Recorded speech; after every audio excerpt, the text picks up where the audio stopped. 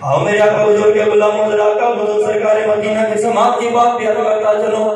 میرے آقا حضور سرکار مدینہ کے غلام حضور کے پیارے صحابی نام حضرت خبیب رضی اللہ تعالیٰ عنہ ہے۔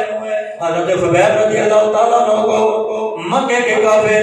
لے کر مقام تنعیم پر گئے قتل کرنے کے ارادہ سے۔ جب مقام تنعیم پر پہنچے جناب حضرت خبیب نے عرض کی مجھے تھوڑی سی مہلت دیجیے تاکہ 2 رکعت نماز ادا کر لوں۔ اجازت مل گئی، 2 رکعت نماز ادا فرمائی، نماز جلدی جلدی مکمل کی۔ نماز مکمل کر کے فرمایا لوگو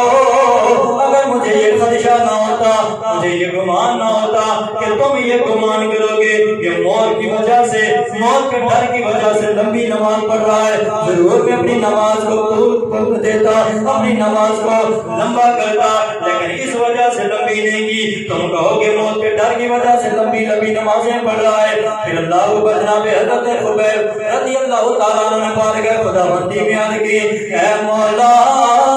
میری ساری زندگی تیری اطاعت میں، تیرے رسول کی اطاعت میں گزری ہے، میں نے تیرے رسول کا پیغام تیری مخلوق تک پہنچایا ہے۔ اے مولا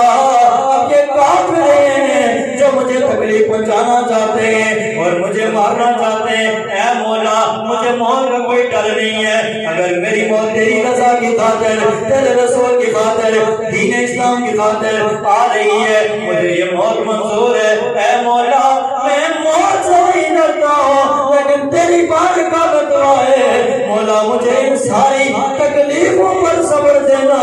جو تکلیفیں یہ کافر مجھے دینے کے لیے تیار ہے۔ اے مولا ان تکلیفوں پر بس مجھے صبر دینا، مجھے یقین ہو گیا ہے اب میری زندگی ختم ہونے والی ہے، اے مولا صبر بھی دینا۔ اے مولا میری ایک اور حسرت ہے، کبھی کہتے ہیں آپ نے حسرت پر انداز میں کہا اے مولا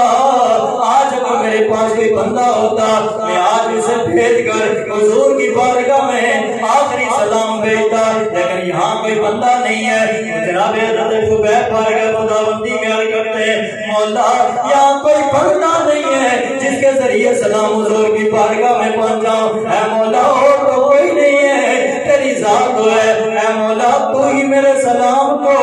اپنے حبیب تک پہنچا دینا، اے مولا تو ہی میرے سلام کو اپنے حبیب تک پہنچا دینا۔ صحابہ فرماتے حضور جلوہ فرماتے، حضور کے گرد صحابہ بھی بیٹھے ہوئے تھے، محفل لگی ہوئی تھی، دوران گفتگو اچانک میرے آقا حضور نے فرمایا وعلیک السلام۔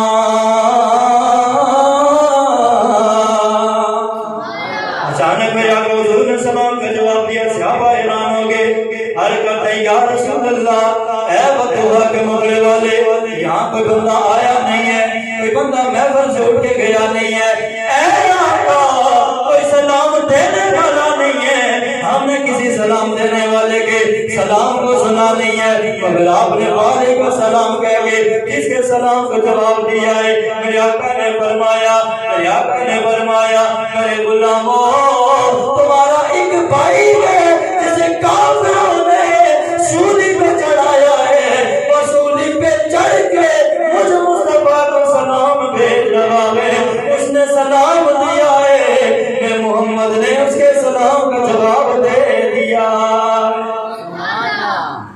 حضرت خبیب سنی پہ مقام تنعیم پہ حضور مسجد کے اندر بیٹھے ہیں، صحابہ کی محفل ہے، آقا فرماتا ہے خبیب نے سولی پہ چڑھ کے مجھے سلام دیے، میں محمد نے اس کے سلام کا جواب دیا۔